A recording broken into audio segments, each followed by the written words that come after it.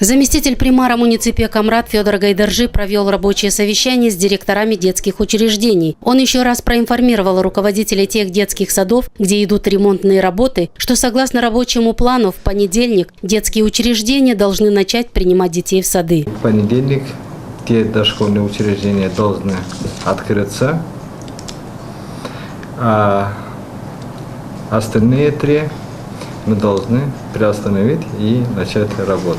Директора детских садов отрапортовали заместителю примара о проделанной работе и о готовности к приему детей. Осталось наводить порядок везде и всюду. Воду подали, попробовали уже везде, все хорошо. Петя Джилов работает с электричеством, и на завтра у него на целый день там есть работа. Подключить плиту, бойлер, холодильники, мясорубку и так далее. Я думаю, что до среды мы постараемся и завершим. В четверг будем ждать санэпидстанцию.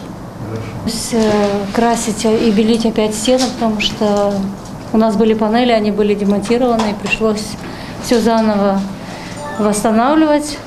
Тяжело, силами коллектива делаем, многие в отпусках, но те, кто есть, все работают.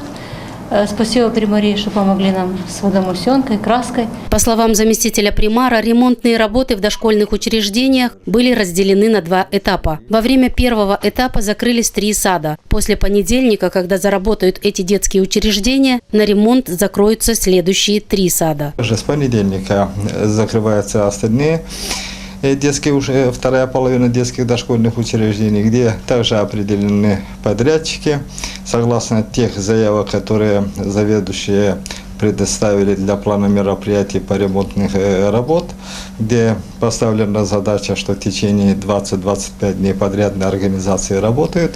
После этого проводятся санитарные мероприятия. Всего в этом году примарией муниципия Камрат было запланировано проведение капитального ремонта в 6 детских учреждений. До 24 августа текущего года должны завершиться все ремонтные работы во всех детских садах города.